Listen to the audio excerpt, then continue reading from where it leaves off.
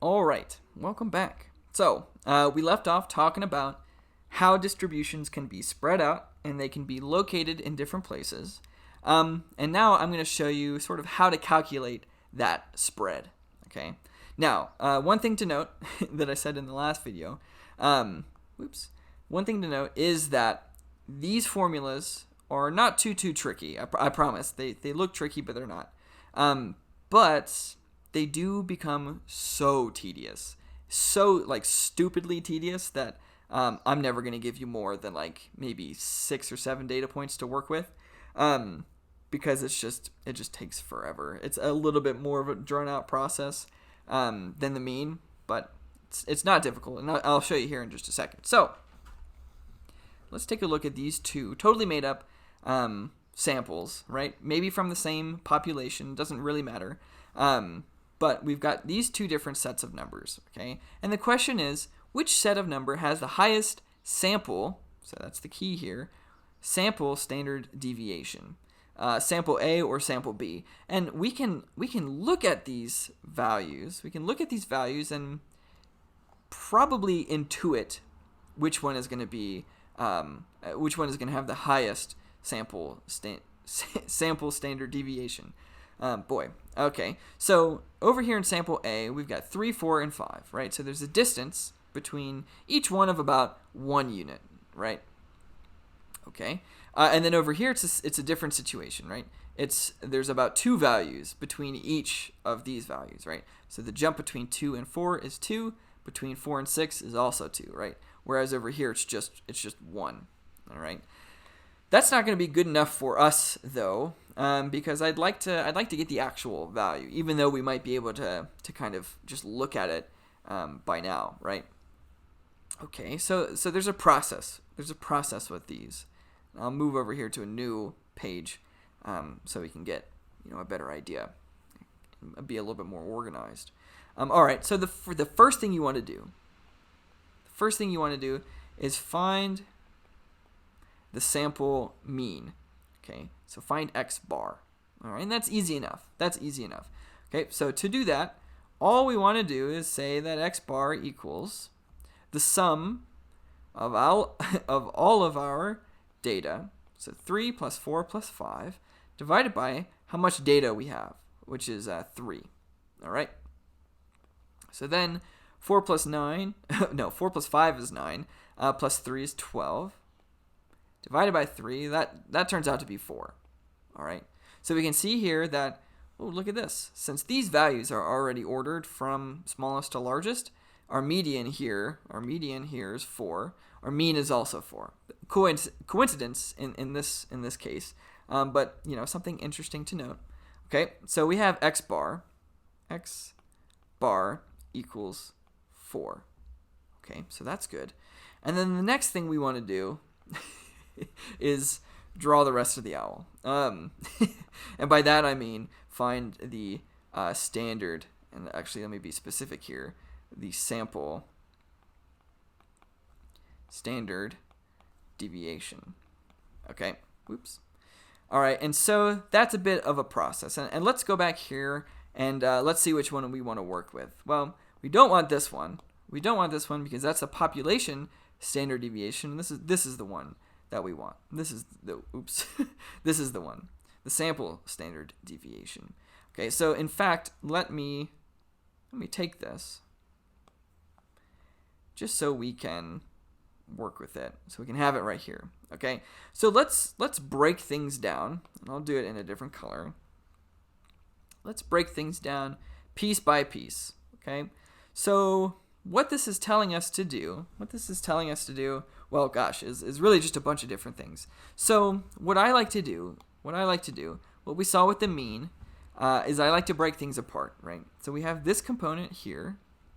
We have I from 1 to n. That looks familiar, right? Same thing that we've seen with the mean, but the inner components are a little bit more involved, which is fine. Okay, so what this is saying is take each data point that you have and subtract the mean, and then whatever this difference is, square that value. Okay, and then do it again for the next one, and then do it again for the next one, and then just add up those values. Okay, so instead of you looking at me or looking at your screen confused, let me show you what that actually looks like. Okay, so, and actually I'll come down here so we have enough room. So this top part up here, okay, so all this is saying to do is take our first value. Okay, that's our first value is 3. Subtract the mean. What's the mean? Well, the mean is 4. We found that earlier, right? X bar. Okay. And then what? Well, then we want to square that value. Okay. And the reason why that we square it, no reason to get totally hung up on it, but the reason why we square it is to make sure that all of the values are positive. Okay. So already we can see that this is going to be -1, but when we square that, it'll be 1. Okay. But again, no worries about getting hung up with it. Just don't forget. That's the biggest thing. Don't forget to square your stuff. Okay. Okay. So anyway, so that's for the first one. Now we need to do the second one. Oops. What does that look like? Well, same thing. Instead of 3, though, we take our second data point and use 4, then subtract 4, our x bar, square that value, and then do it again for the last one.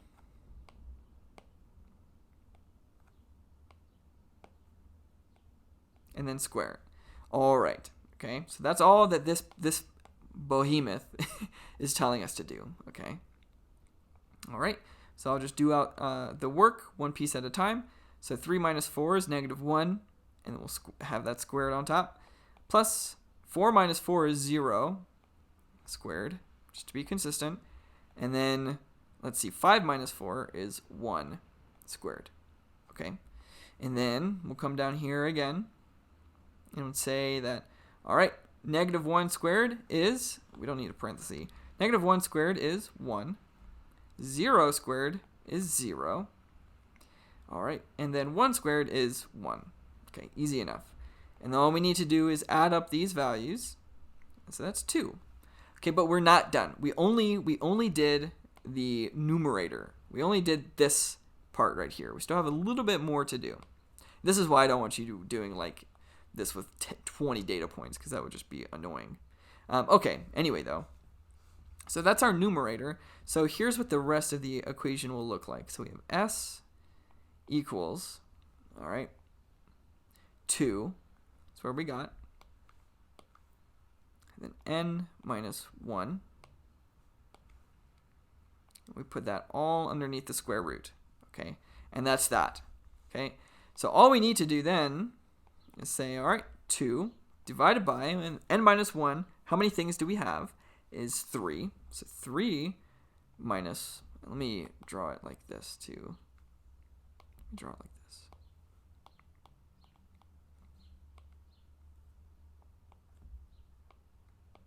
Okay, so 3 minus 1, all underneath the square root.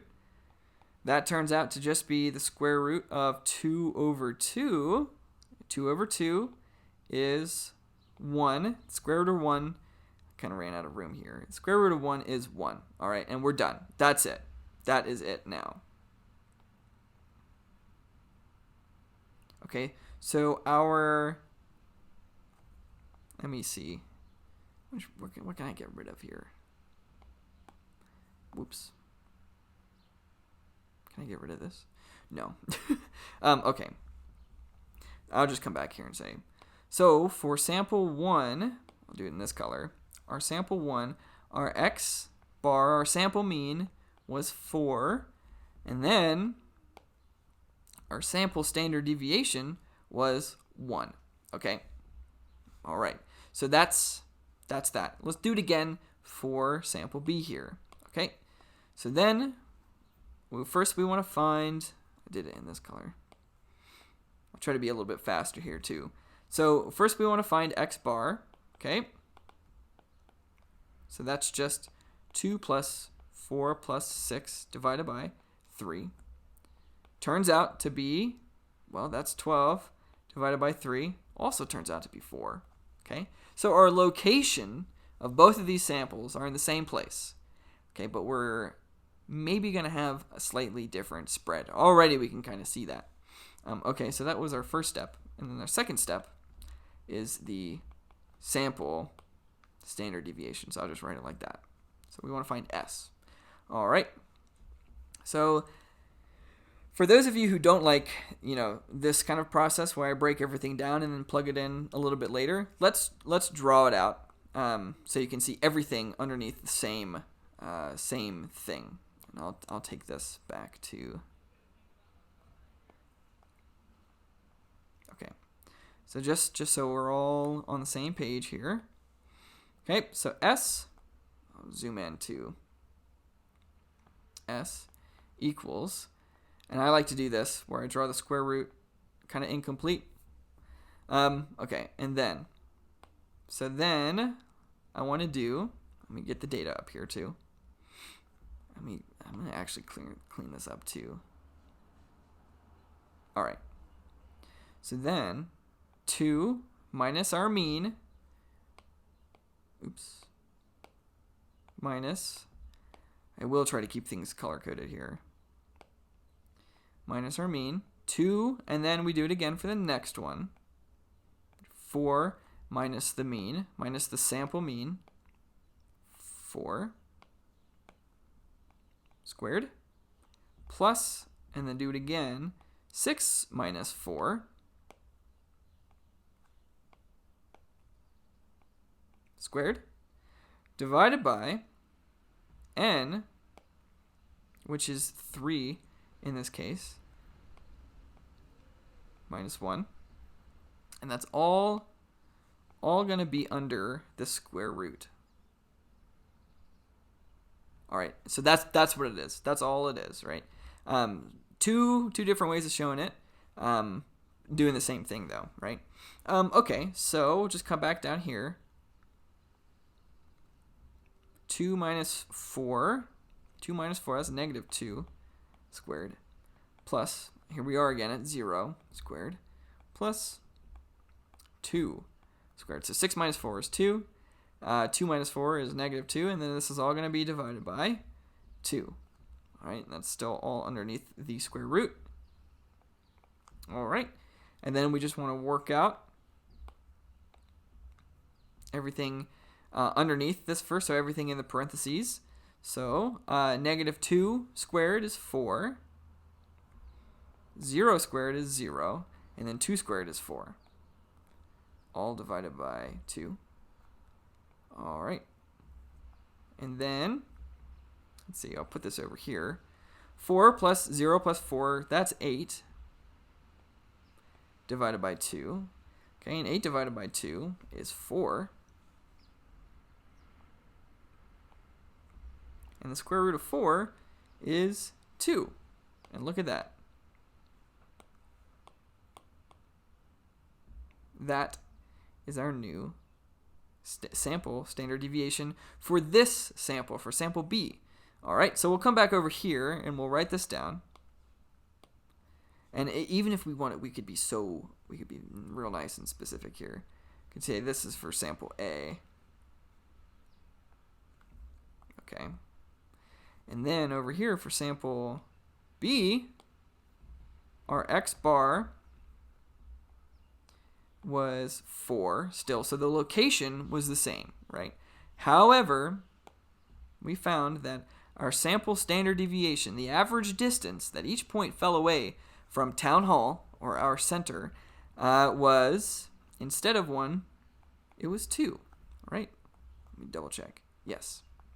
All right, and so you might have been able to see that fairly easily here, but if you couldn't, you could just do out the math and realize that while the location is still the same, right? While the location is still the same, the spread, the average distance that each point fell away from the mean is larger here, all right? So if we wanted to, which we don't have to, and it would look a little funky since we have such a small sample size, but if we wanted, our distribution would maybe look something like this, right? Where here, our location parameter is 4, okay? And then, same thing over here, but our distribution would be still centered at 4. The location parameter is still 4, but it would be a little bit narrower, like that. And I'm exaggerating quite a bit, but that's okay, right? Just so we can get the idea here. Right? So, the location here just tells us where the center of our distribution is, and then the spread, the standard deviation, tells us how spread out everything is. And that's that, right? That is that. Now, we will be using this idea of standard deviation all the time. It helps us calculate, it helps us calculate a whole bunch of stuff. And it's just another tool that we can use to describe data. Easy enough, right? So we have the mean, the median, and the mode. Our location parameter is the mean. But in our normal distribution, all of those measures of center are all of just about the same, so that's fine. But we concern ourselves the most with the mean, all right? And then now we have the standard deviation, which tells us, on average, how far away our points lie away from the mean, okay? Now, there is one thing to note, and I think, I'll be cutting it just right after this.